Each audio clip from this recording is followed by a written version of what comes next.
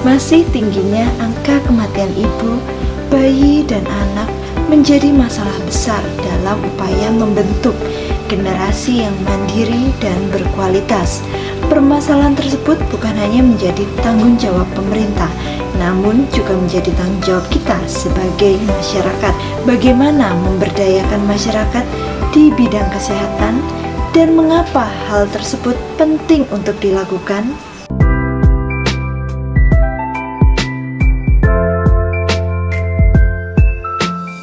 Selamat datang di channel Analisa Kesehatan dengan saya, Wahyu Setianingsih. Di channel ini kita akan membahas segala topik kesehatan dan analisanya berdasarkan data yang terpercaya. Jika kalian tertarik dengan channel ini, jangan lupa subscribe. Dalam rangka mencapai derajat kesehatan yang setinggi-tingginya, pemerintah telah menetapkan tujuan pembangunan kesehatan yang dinyatakan dalam Undang-Undang Nomor 36 Tahun 2009 tentang kesehatan. Tujuan pembangunan kesehatan dapat tercapai dengan adanya pemberdayaan masyarakat di bidang kesehatan. Tujuan pembangunan kesehatan yaitu untuk meningkatkan kesadaran, kemauan, dan kemampuan hidup sehat bagi setiap orang agar terwujud derajat kesehatan masyarakat yang setinggi-tingginya dengan memberdayakan dan mendorong peran aktif masyarakat dalam segala bentuk upaya kesehatan. Apa yang dimaksud dengan pemberdayaan masyarakat? Pemberdayaan masyarakat adalah suatu upaya dalam meningkatkan kemampuan masyarakat guna meningkatkan harkat hidup, martabat, dan derajat kesehatannya. Mengapa pemberdayaan masyarakat penting? Pemberdayaan masyarakat dalam pembangunan kesehatan sangat penting karena dari hasil kajian 70% sumber daya pembangunan nasional berasal dari kontribusi atau partisipasi masyarakat. Pemberdayaan masyarakat berasaskan gotong royong yang merupakan budaya masyarakat Indonesia yang perlu dilestarikan. Selain itu, pemberdayaan masyarakat bertujuan untuk memperbaiki perilaku masyarakat. Seperti kita ketahui, perilaku masyarakat merupakan faktor penyebab utama terjadinya permasalahan kesehatan, sehingga masyarakat sendirilah yang dapat menyelesaikan masalah kesehatan secara mandiri. Selain itu, pemberdayaan masyarakat dapat meningkatkan kemampuan masyarakat untuk berperilaku hidup bersih dan sehat.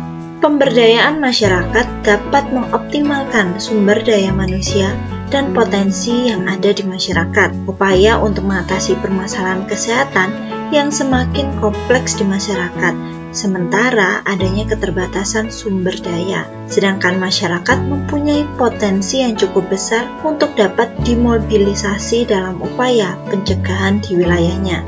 Potensi yang dimiliki masyarakat diantaranya community leadership, community organization, community financing, community material, community knowledge, community technology, community decision-making process yang berguna dalam upaya peningkatan kesehatan, sehingga potensi tersebut perlu dioptimalkan. Apa fokus utama dalam pemberdayaan masyarakat? Pemberdayaan masyarakat yaitu meningkatkan pengetahuan dan kemampuan masyarakat, sehingga masyarakat mampu untuk mengidentifikasi masalah yang dihadapi, mengidentifikasi potensi yang dimiliki, merencanakan dan melakukan pemecahan masalah sesuai yang ditemukan.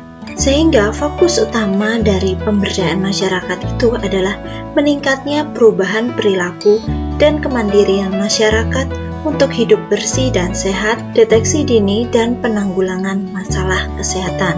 Apa prinsip dalam pemberdayaan masyarakat di bidang kesehatan? Prinsip pemberdayaan masyarakat di bidang kesehatan ada 3. Yang pertama, yaitu prinsip menghargai yang lokal, yang mencakup pengetahuan lokal, keterampilan lokal, budaya lokal, proses lokal, dan sumber daya lokal. Yang kedua, yaitu prinsip ekologis, yang meliputi keterkaitan keberagaman, keseimbangan, dan keberlanjutan dari program yang dilaksanakan. Yang ketiga, yaitu prinsip keadilan sosial. Prinsip ini mengandung maksud bahwa pemberdayaan masyarakat di bidang kesehatan tidak merugikan dan senantiasa memberikan manfaat bagi semua pihak. Bagaimana arah dalam pemberdayaan masyarakat di bidang kesehatan? Arah pemberdayaan masyarakat di bidang kesehatan mencakup peningkatan kemampuan masyarakat dalam bidang kesehatan. 2. Peningkatan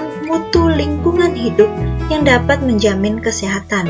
3. Peningkatan status gizi masyarakat. Ketiga komponen ini diharapkan dapat berperan dalam pengembangan keluarga yang berkualitas. Hal ini tentunya akan memberikan dampak, yaitu pengurangan angka morbiditas dan mortalitas di masyarakat. Bagaimana strategi dalam pemberdayaan masyarakat di bidang kesehatan?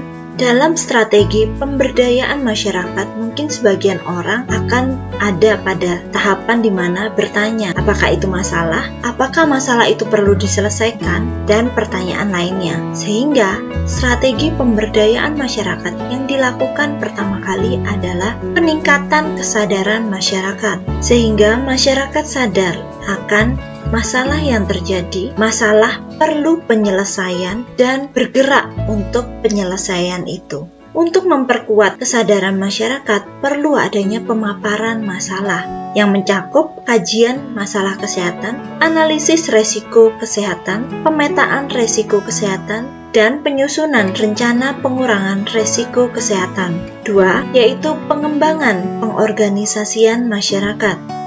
Masyarakat membentuk organisasi dan berbagi peran dalam mencapai tujuan bersama dengan cara yang disepakati bersama. Lalu yang ketiga yaitu peningkatan upaya advokasi. Pada strategi ini, upaya yang dapat dilakukan adalah sosialisasi ke pemangku kepentingan, advokasi kepada pengambil keputusan, sosialisasi ke masyarakat, pengerahan masyarakat untuk aksi perubahan. Yang keempat, strategi yang bisa diterapkan adalah penggalangan kemitraan dan partisipasi lintas sektor terkait. Hal ini dapat dilakukan dengan membuat jejaring dengan kelompok yang ada di luar desa atau kelurahan, membuat kelompok media sosial, membangun kemitraan dengan dunia usaha, atau menggunakan dana sosial perusahaan yang berupa CSR atau Community Social Responsibility. Yang kelima yaitu peningkatan pemanfaatan potensi dan sumber daya berbasis kearifan lokal. Strategi ini dapat dilakukan dengan menggalang sumber daya, baik itu berupa sumber daya manusia maupun sumber daya alam. Terima kasih sudah menonton video ini. Jangan lupa like, share ke teman kalian, dan subscribe untuk mendukung channel ini dalam memberikan konten yang berkualitas.